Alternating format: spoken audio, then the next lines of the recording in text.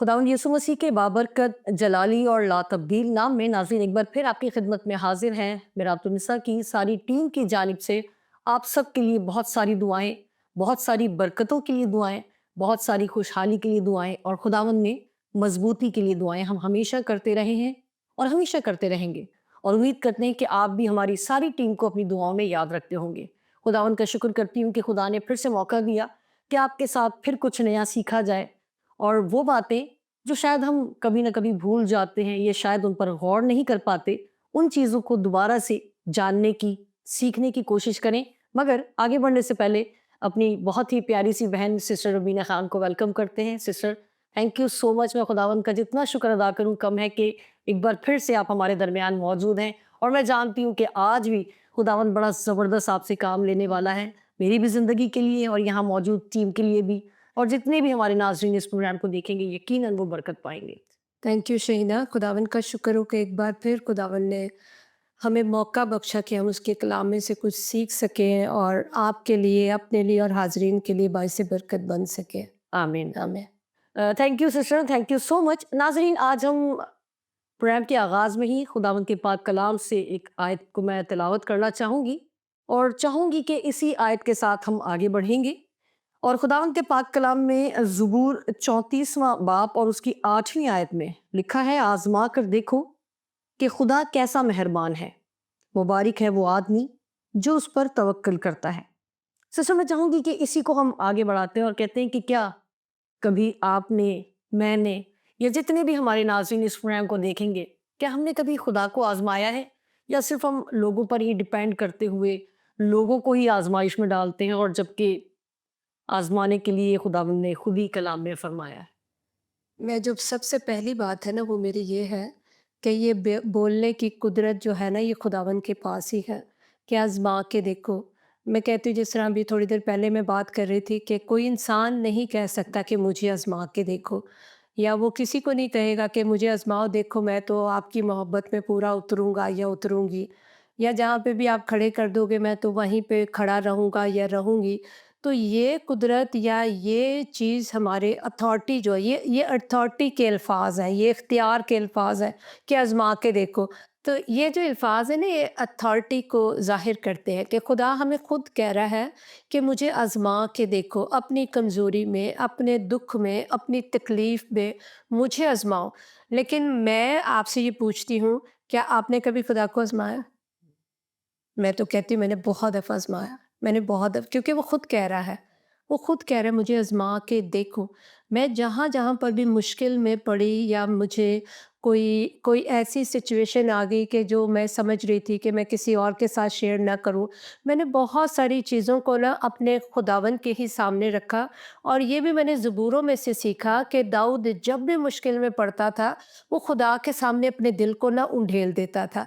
और मुझ पे भी जब भी मुश्किल आई मैंने ना हमेशा बाज़ दफ़ा मैं अपना हाथ जो है अपनी आँखों पे रख लेती हूँ, या मैं किसी जगह पे जहाँ पे मुझे कोई ना देखे, ये मैं आज बताने लगी हूँ कि कोई मुझे ना देखे, तो बस जैसे ही मैं अकेली होती ना तो मेरे आँसू बहने लग जाते हैं। मैं कहती हूँ खुदावन तू ही है जो मुझे इस कंडीशन में से निकालेगा। और ज़रूरी नहीं है कि वो फ़िज़िकली होती है। ईमानदार ज़्यादा जो है ना जिस्मानी तकलीफ़ में से नहीं गुज़रते या कर्ब में से नहीं गुज़रते, ईमानदार जो है ना ज़हनी कर्ब में से गुज़रते हैं। तो वो जो ज़हनी परेशानी उनको होती है ना तो वो बहुत ज़्यादा तकलीफ़देह होती है। लेकिन उस वक़्त मैंने हमेशा खुदावन ही को देखा। थोड़े दिन पहले जब मैं एक संडे को अपना सरमन शेयर कर रही थी और मैंने कहा मैंने जब भी परेशान हुई हूँ या मैं खुश भी हुई हूँ, मैंने ये देखा है। और हम ईमानदारों को समझना चाहिए हमारी खुशी का राब्ता भी या वजह खुदा है। और अगर हम कहीं पे दुख में भी होते हैं तो वो भी हम खुदावन के साथ ही शेयर कर सकते हैं। और उसके अलावा खुशी और गमी में हमें कोई नज़र नहीं आता है। मैंने देखा मेरा कोई अपना मुझे नहीं नज़र आया, ठीक है। ये बड़ी कि मकसद बहुत बड़ी बात है इस चीज़ को शेयर करना, मगर ये होता ही ऐसा है। ईमानदार अपने खुदा के बगैर ना आराम या सुकून नहीं पाता है। चाहे उसकी माँ खड़ी हो जाए उसके साथ, या उसका बाप खड़ा हो जाए, या उसका शौहर हो या बच्चे हों, लेकिन जब तक खुदा ईमानदार के साथ ना हो, ईमानदार को सुकून मिलता ही नहीं है। ये मेरा तजुर्बा है, क्योंकि मैंने आज़माया। मुझे नहीं पता आप लोगों के या जो सुनने वाले उनके तजुर्बात कैसे होंगे कैसे खुदा के साथ। बिल्कुल मैंने तो इसको फिर जब मैंने इस तजर्बे में से गुज़री हूँ, और जब मैंने इसको जाना, तो मैंने इसको बहुत अच्छी तरह से शेयर भी किया। मैंने कहा मैंने दुःख में भी सिर्फ़ खुदा को अपने साथ देखा है, और खुशी में भी खुदावंद को अपने साथ देखा है। आपको पता है बाज़ दफ़ा जब हमें कोई खुशी मिलती है, या हमें कोई प्रमोशन मिलती है, या खुदा हमें को बरकतों से माला-माल करता है, तो ज़्यादातर लोग खुश भी नहीं होते, तो हमारे साथ कैसे होंगे? ठीक है? हमारे साथ ही जो खड़े होते हैं, उन्हीं के अंदर बहुत सारी चीज़ें होती हैं कि इनको ये चीज़ कैसे मिल कैसे गई, मिल गई या ये क्यों यहाँ तक पहुँच गए हैं। तो आप यकीन जानें कि खुदावन हमारे साथ हर वक़्त है, जब वो खुद कह रहा है। और फिर आप देख लें कलाम मुक़द्दस में से हम एक भाई को देखते हैं, जदाऊन उसका नाम है, उसने खुदा को आज़माया, तो क्या शर्मिंदा हुआ? कुछ लोग होते हैं ना ऐसे, ठीक है? हम अंजील में भी पढ़ते हैं, जो खुदावंद का शागिर्द था उसने कहा जब तक मैं आज़मा ना लूँ, तो फिर क्या होता है, कुछ लोग होते ऐसे हैं कि उनको फिर वो मुतमईन हो जाते हैं। तो आप देखें, कुछ लोग तजर्बे से आज़माते हैं, कुछ लोग लोगों के तजर्बे से ही जो है ना वो सबक सीख लेते हैं कि जब इसके साथ ऐसा हुआ तो मेरे साथ भी होगा। ये ईमान की वो स्टेज है जिसका बयान ही नहीं मिलता है। ये ईमान की वो स्टेज है। लेकिन कुछ लोग होते हैं जो आज़माते हैं खुदावंद को। मैं नहीं कहती कि ये गलत है, मैंने जिस तरह खुद कहा कि मैंने खुदावंद को आज़माया है, और एक बार नहीं, मैंने बहुत दफ़ा आज़माया है। और बुज़ुर्ग दाऊद ने तो ऐसा आज़माया कि वो तो हर जगह पे ही खुदावंद के बारे में कह रहा है। जिस तरह अब ज़बूर है, तो लिखा हुआ है कि सादिक चिल्लाए और खुदावंद ने सुना, और खुदावंद ने उनकी मुसीबत में उनका मददगार हुआ। तो वो जानता है कि जब खुदा हमारे साथ है, तो हमारी हर एक चीज़ में से मैं गुज़र जाऊँगा। आप देख लें कितनी बड़ी जंग के लिए जब खुदावंद ने उसे बुलाया है, तो वो उसने ना तो साउल की पोशाक पहनी है, ना उसने साउल वाले हथियार इस्तेमाल किए हैं। उसने कहा हाँ, मैंने खुदा को आज़माया हुआ है। और वो क्यों वहाँ पे ऐसा लिखा नहीं हुआ, लेकिन वो अपने तजर्बे से बता रहा है कि जब मेरी भेड़ को कोई दरिंदा ले जाता था, तो मैं उसके मुंह को फाड़ के अपनी भेड़ को निकाल लेता था। हाँ, मैंने इस तरीके से भी आजमाया, हाँ, मैंने इस तरीके से भी आजमाया। तो देखिए उसने कितने अच्छे तरीके से खुदा को आजमाया, तो उसने शर्मिंदगी का मुंह कभी भी नहीं देखा। बेशक उसके चेहरे पे शर्मिंदगी कभी भी नहीं आई है। मैं एक दफ़ा हिंदी बाइबल को मैं पढ़ रही थी, तो वहाँ पे लिखा हुआ है, उनका मुँह काला नहीं होता जो खुदा पे एतबार करते हैं, जो उस पे ट्रस्ट करते हैं। तो उसको उर्दू में हम शर्मिंदगी ही बोल सकते हैं। हम कभी शर्मिंदा नहीं होते हैं, या जिस तरह हम किसी गैर कौम वाले के साथ भी बात करते हैं, तो हमें बड़ा ईमान होता है कि आज हम इससे बात कर रहे हैं, और हमारा ईमान है कि खुदा का पाक रूह उसकी ज़िंदगी में काम करेगा। तो कहीं पे शर्मिंदगी या किसी भी किस्म का डर खौफ नहीं होता है जब आप खुदा को एक बार आजमा लेते हैं। यकीन जाने, आप एक दफ़ा आजमा के देखिए। हम बहुत सारी प्रोडक्ट में कहते हैं ना, आजमा के तो देखें, आजमा के तो देखें। तो आप अपने उस खुदा को क्यों नहीं आजमाते जिसकी की वजह से हम इस दुनिया में हैं, ठीक है? जिसने हमें ज़िंदगी दी है, जो कहता है कि माँ के पेट में जब तू बेतरतीब मादा था, जब बेतरतीब मादा था, अब तो टेक्नोलॉजी बढ़ गई ना, अब तो अच्छी तरह से चेक हो जाता है, तो वो ये तो पहले की बात हो रही है कि बेतरतीब मादा था, मैंने तुझे देखा है। तो अब हम कैसे परेशान हो जाते हैं, या कैसे बोल सकते हैं कि वो छुप गया है, या वो हमसे नाराज़ हो गया है। तो कलाम तो हमें बताता है कि हम बेवफ़ा हो जाएँ तो हो जाएँ, वो बिल्कुल बेवफ़ा नहीं है। मगर सिस्टर मैं आपकी बड़ी खूबसूरत गुफ्तगू के दरमियान में यही सोच रही थी जिस तरह से आप खुदावंद में मजबूत हैं, खुदावंद का शुक्र करती हूँ। खुदा का शुक्र आपके है। साथ पर्सनल भी जो मेरा रिलेशन है उसमें भी मैंने आपकी खिदमत को देखा है, जाना है। मगर मैं उन लोगों के लिए बात करूँगी कि वाकई वो हैं ईमानदार। अगर मैं यहाँ पर अपनी भी बात कर लेती हूँ कि हम ईमानदार मौजूद हैं, मगर कहीं ना कहीं जो है ना हम एकदम से बिल्कुल ये सब चीज़ों से अलग हो जाते हैं, या दुनियावी चीज़ें या रिश्तों की कोई ऐसी प्रॉब्लम्स होती हैं जिसमें हम खुदा को, मैं कहूँगी डायरेक्ट अल्फाज में यही कहूँगी कि हम भूल जाते हैं। तो इसके लिए किस तरह की प्रैक्टिस करने की ज़रूरत है? क्योंकि मेरे साथ-साथ मैं समझती हूँ बहुत सारे ऐसे ईमानदार होंगे जो इस प्रोग्राम को देखेंगे, उनके साथ भी ये आज़माइश आती होगी कि जब वाक़ई कोई ऐसी सिचुएशन हो जिसमें आपका ज़हन कोई काम ना कर रहा हो और आप बिल्कुल ही ऐसे लगता है कि हर चीज़ से ही गाफ़िल हो गए हैं, फ़रामोश कर दिया और फिर वो आज़माइश आ जाती है, जिसमें से निकलने के लिए आपने कुछ मुझे प्रोग्राम से पहले बताया था। तो मैं चाहूँगी कि वो बातें आप नाज़रीन से भी शेयर करें कि हम किस तरह से फ़ौरन जो है ना खुदावंद में वापस लौट कर खुदावंद को ही आज़माएँ और खुदा से ही जवाब हासिल करें। देखें जिस तरह दाऊद फरमाते, मुझे दाऊद बहुत पसंद है, बुज़ुर्ग दाऊद मुझे बहुत ज़्यादा पसंद है क्योंकि उनकी ज़िंदगी के उतार चढ़ाव जो है ना, और हर ज़बूर में हमें जो मिलता है, जितने भी बुज़ुर्ग दाऊद के ज़बूर है ना, उनमें उनकी उनकी शख्सी गवाही मिलती है। जिस तरह ज़बूर 27 को अगर हम उठाते हैं तो वो कहता है, खुदावंद मेरी रोशनी और मेरी निजात है, मुझे किसकी हैबत। खुदावंद ही मेरी ज़िंदगी का पुश्ता है, ठीक है, मुझे किसकी दहशत। ठीक है, और फिर इसी तरह ज़बूर में है कि जब मैं दहशत में होता हूँ, जब मुझे दहशत आ घेरती है, जब मैं खौफ में होता हूँ, तो मैं खुदा ही का तालिब होता हूँ। अब आप देख लें, जो आपने सवाल किया मैं उस तरफ आती हूँ। जब आपने खुदा को उस तरीके से देखा नहीं, उस तरीके से अपनी ज़िंदगी को लिया नहीं। अच्छा, मैं एक यहाँ पे एक मिसाल दूँगी जो बहुत आसानी के साथ हम समझ जाएँगे। जिस तरह हमारे माँ-बाप होते हैं, तो हमें पता होता है ना, मेरे बच्चों को पता है कि हमारा जो बाप है वो हमारी जल्दी सुन लेगा, हमारी माँ नहीं सुनती है, ठीक है? उसने पूरी गहराई में जाना है, उसने बात को समझना है, उसने कहा ये चीज़ अच्छी नहीं है, ये चीज़ अच्छी है। मगर बाप जो है, तो वो हम कहेंगे तो वो फ़ौरन हमारी ख़्वाहिश को पूरा कर देगा। ये मैं अपने घर की बात बता रही हूँ। तो उन्होंने अपने बाप को भी आज़मा लिया हुआ है, उन्होंने मुझे भी आज़मा लिया हुआ है, और एक दफ़ा नहीं, वो हर दफ़ा आज़मा-आज़मा के अब वो पक्के हो गए हैं, उनका स्टैम्प लग गया हुआ है। माँ ने गुस्से के अलावा बात नहीं करनी है, हमारा बाप जो है ना वो हमारी सुन भी लेगा और हमारी ख़्वाहिश को भी पूरा करेगा।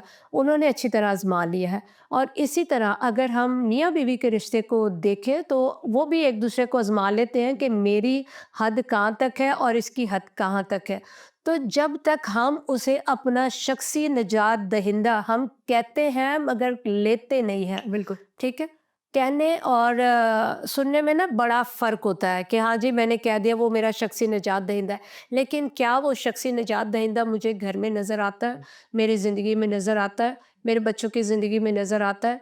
नहीं नज़र आता।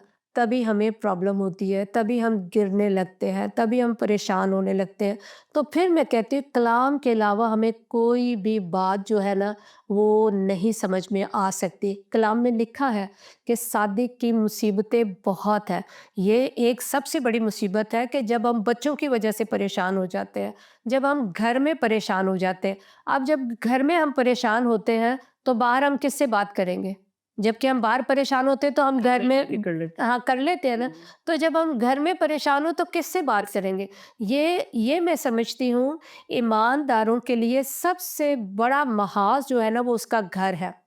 जबकि वही उसकी छुपने की जगह होनी चाहिए, वही उसके आराम की जगह होनी चाहिए, ठीक है? वहीं पे उसको सुकून मिलना चाहिए, वहीं पे वो अपने आप को महफूज़ जो है वो महसूस करना चाहिए। लेकिन देख लें, फिर उसके ऑपोज़िट दाऊद फरमाते हैं कि खुदावंद मेरे छुपने की जगह है। ठीक है? खुदावंद मेरे छुपने की जगह है। और वहाँ पे ज़बूर इमसाल मेरे ख़्याल से 18 में लिखा हुआ है कि जब वो मुश्किल में आता है तो वो किले में भाग आता है। ठीक है? किला क्या है? किला उसका खुदा है और उसका कलाम है।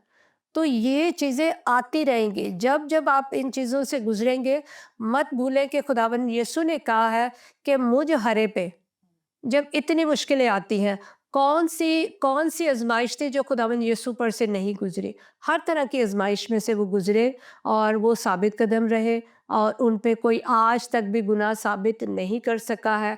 वो ज़हनी अज़ियत से, जिस्मानी अज़ियत से, वो हर तरीके से गुज़रे हैं। तो उसी तरह हमने भी हर तरीके से गुज़रना है। तो जब हम इस तरह से होंगे, क्योंकि इंसान है, बदन रखते हैं, कमज़ोर हो जाते हैं, तो ये सब कुछ होगा।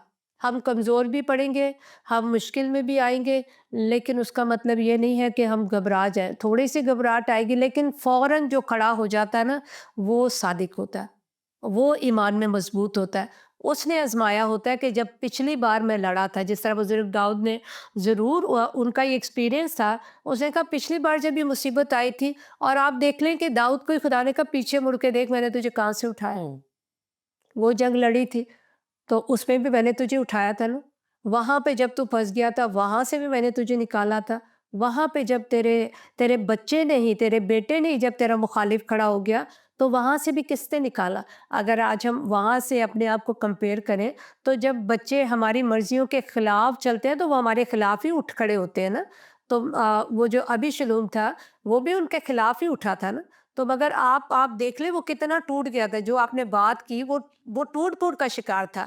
जब वो पहाड़ पे जा रहा है, वो नंगे पाँव है, वो रोता हुआ जा रहा है, एक शख्स उठा है, वो उसे गालियाँ निकाल रहा है और बुरा-भला कह रहा है, लानत दे रहा है, मट्टी उड़ा रहा है, पत्थर फेंक रहा है। वो समझ रहा था कि बस अब दाऊद गया, अब दाऊद वापस नहीं आ सकता है।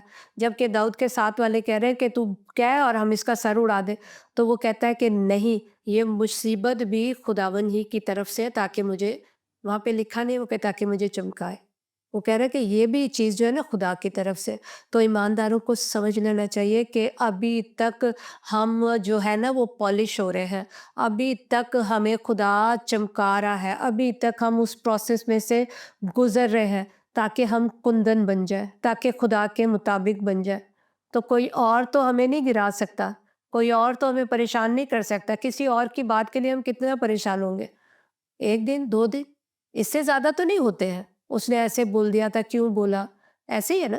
लेकिन ज़्यादा परेशान हम तब बोलते हैं जब हम अंदर से चोट खाते हैं, तब हम ज़्यादा परेशान होते हैं। लेकिन हम दाऊद से सीख सकते हैं। बेटे से चोट खाई है, बेटा मर गया है, अब जब वो बेटे के लिए दुःख उठा रहा है, उसके जो साथी थे वो भी उसके खिलाफ हुए हैं, थोड़ी देर के लिए गुस्सा हुए हैं कि हम सब मर जाते तो ठीक ठीक था, तेरा बेटा बचना चाहिए। बड़ी आज़माइश की बातें हैं, मगर आप देख लें फिर उसने अपने आप को इकट्ठा किया है, फिर वो खड़ा हुआ है। खूबसूरत बात है यहाँ पर।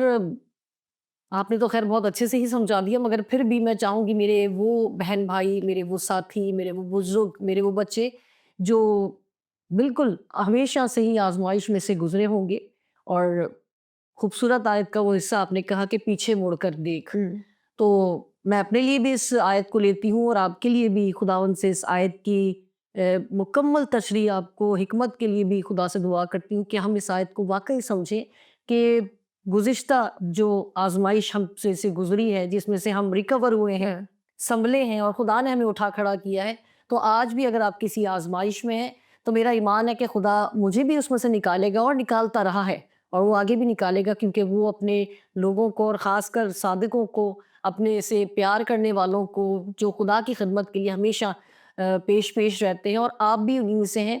मेरी दुआ है कि अगर आप किसी मुश्किल में हैं, किसी आज़माइश में हैं, ख़ाह वो कैसी ही क्यों ना हो, यकीन जाने कि उसमें से भी आप निकलेंगे, रिकवर होंगे, बहाल होंगे, और फिर से खुदावंद की उसी लगन में, मोहब्बत में खिदमत करेंगे, और मैं समझती हूँ उससे कहीं ज़्यादा बढ़कर निकलेंगे, बेशक, क्योंकि जब भी आप एक आज़माइश में से फ़तहमंदी के साथ निकलते हैं ना, तो फिर आपकी खिदमत एक नया रुख भी लेती है, बिल्कुल। और मैं समझती हूँ दूसरों के लिए काफ़ी बरकत का सबब बनती है। खुद तो आप बरकत पाते ही हैं, मगर दूसरे उससे कहीं ज़्यादा बरकत पाते हैं। मैं चाहूँगी सिस्टर कुछ और अगर आप कहना चाहें। मैं बिल्कुल कहना चाहूँगी कि हम गिरते और टूटते और पड़े क्यों रहते हैं, उसकी वजह पता है क्या है?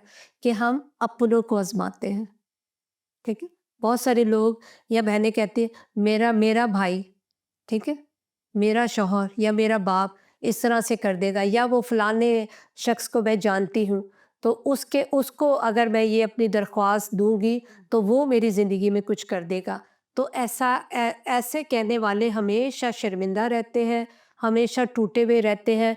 जिस तरह यशायाह 46 में लिखा है, मैं बुढ़ापे तक तुम्हें सँभाल के रखूँगा, बल्कि एक जगह पे लिखा है उठाए फिरूँगा, ठीक है? तू आग में से चलेगा तो शोला तुझे जला ना पाएगा। ये खुदावंद के वादे हैं, ये उठने के लिए ना खुदा के वादे हैं कि हम इन वादों पर ट्रस्ट करें। हम अपनी ज़िंदगी में, मैंने अपनी ज़िंदगी में बहुत सारी जगहों पे खुदा ने मुझे कलाम दिया और उस कलाम को मैंने ग्रिप कर लिया और फिर उस कलाम को मैंने बोलना शुरू किया। जिस तरह अभी थोड़ी देर पहले जब हम दुआ कर रहे थे तो खुदावंद ने आपके लिए भी एक कलाम किया है।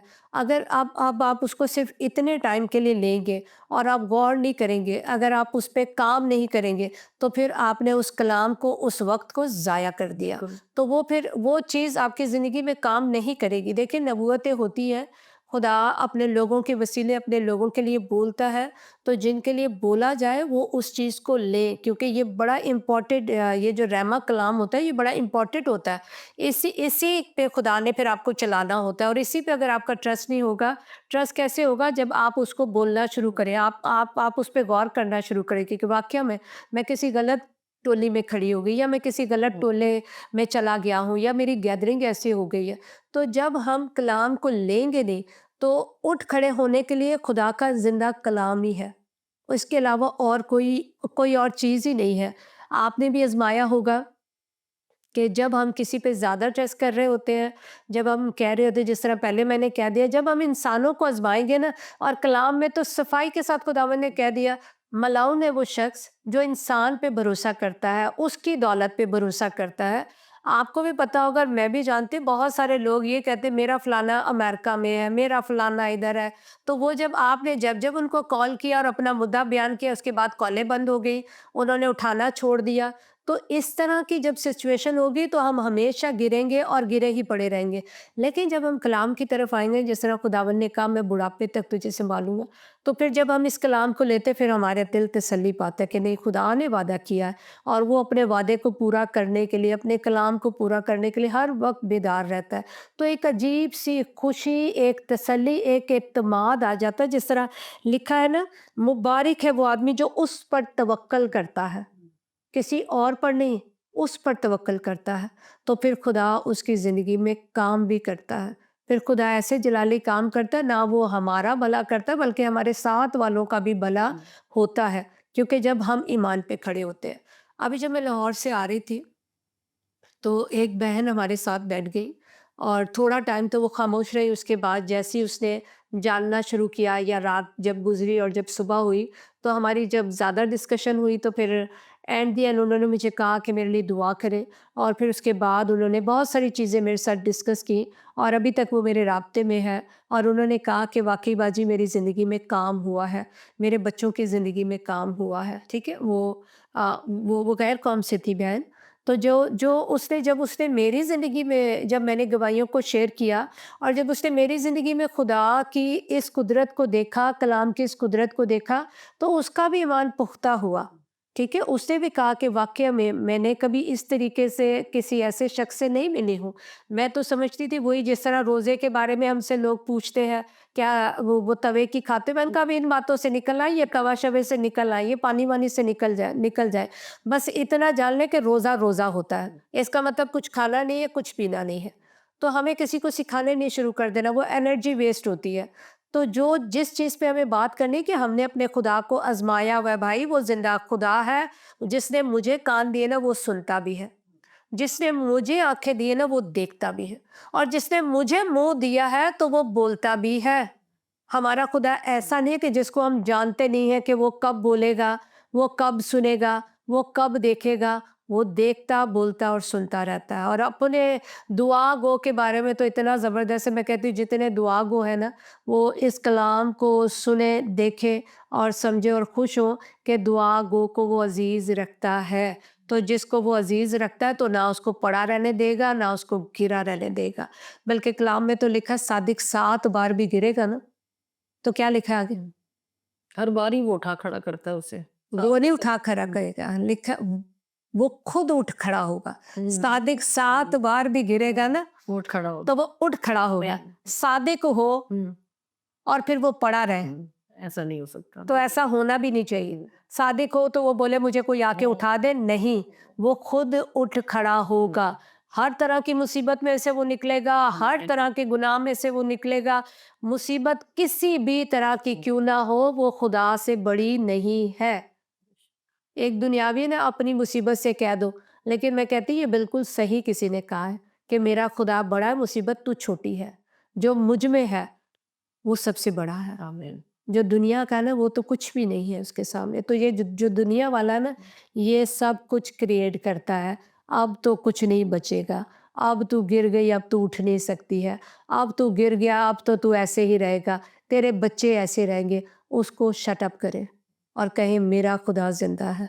मैं भी उठ खड़ी होंगी, मेरे बच्चे भी उठ खड़े होंगे। मैं इन हालातों में नहीं रहूँगी। जब आप इस तरह ट्रस्ट के साथ बोलेंगे तो आप तो उठ खड़े होंगे, लेकिन जो आपको सुन रहा है ना उसके बदन में खलबली मच जाएगी कि ये कैसे इख्तियार के साथ बात कर रही है, क्योंकि हमारे यीशु ने हमेशा इख्तियार के साथ ही बात की है। लोग क्यों परेशान होते थे उससे, क्यों परेशानी की वजह ये थी ये कैसे इख्तियार के साथ बात करता है।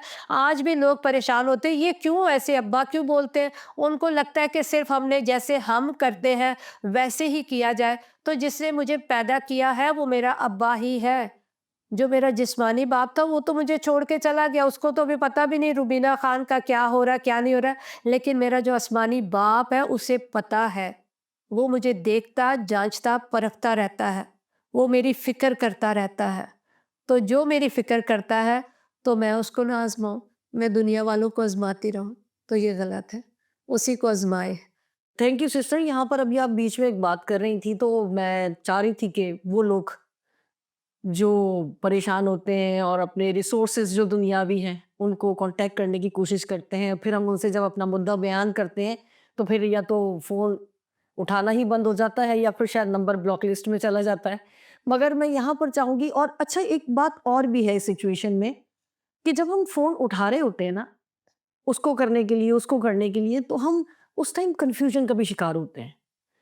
पता नहीं ये कर पाएगा, नहीं कर पाएगा, या इस वक़्त फ़ोन उठाने की कंडीशन में है कि नहीं है, या पता नहीं मेरा नंबर देख के कि यार ये तो हमेशा मुश्किल में ही मुझे याद करती है या करता है, जो भी है। मगर जब आगे से वही सिचुएशन जिस पे हमने बात की, और मोस्टली ऐसा ही होता है कि नंबर उठाना बंद हो जाता है, और जैसे ही हम मुद्दा बयान करते हैं आगे वाला कोई ना कोई मसरूफियात का बहाना करके फ़ोन बंद कर देता है। हम फ़ोन उठाने के वक़्त से लेकर कॉल करने तक एक टेंशन का शिकार रहते हैं। आया ये होगा कि नहीं होगा। मगर वही इंसान, चाहे वो माँ हो, बहन हो, बेटी हो, बाप हो, कोई भी हो सकता है, उस टाइम पर उस कॉन्टैक्ट के साथ कॉन्टैक्ट किया जाए, जिसके पास जाते हुए आप तसल्ली भी पाते हैं, इत्मीनान भी पाते हैं। तो मैं ये समझती हूँ, ख़ासकर उन सादिकों की बात करूँगी, उन खुदा के ज़बरदस्त सुरमाओं की बात करूँगी जब जिन पर मुश्किल आती है, चाहे मैं ही क्यों ना उसमें से हूँ, कि हम कुछ टाइम के लिए एकदम से अपने दुनियावी रिसोर्सेज़ को इस्तेमाल करने का सोचते हैं, और इसमें कोई हर्ज भी नहीं है। मगर जिसने वो रिसोर्सेज़ आपको दिए हैं, जिसने वो रिश्ते आपको दिए हैं, वो अज़ीज़ आपको दिए हैं, क्यों ना पहले उससे कॉन्टैक्ट किया जाए और फिर सही बंदे से खुदा आपका कॉन्टैक्ट कराए। तो मैं समझती हूँ कि कोई टेंशन भी नहीं होगी, काम भी होगा, नंबर भी ब्लॉक नहीं होगा। तो यहाँ पर मेरे लिए भी सीखने की यही बात है, और मेरे तमाम उन बहुत ही अज़ीज़ मेरे बहन-भाइयों के लिए भी ये बात है कि कोई भी मुश्किल आए, क्या खूबसूरत आपने बात की थी कि वो खुदा से बड़ी हो ही नहीं सकती। नाज़रीन, आखिर में सिर्फ़ यही कहूँगी कि दुनियावी लोगों को आज़माना छोड़ें और अपने खुदा को आज़मा कर देखें कि वो कैसा मेहरबान है, कैसा शफ़ीक है और कैसी कुदरत वाला है। इसी आयत के साथ मैंने आगाज़ किया था और इसी आयत के साथ इख्तिताम करते हैं, इजाज़त चाहते हैं। फिर मिलेंगे आपसे नए प्रोग्राम के साथ। उस वक़्त तक अपना बहुत ख़्याल रखें, और अगर आज़माइश में हैं तो खुदा उनको आज़मा कर उस आज़माइश में से निकलने की कोशिश करें। खुदा हाफ़िज़।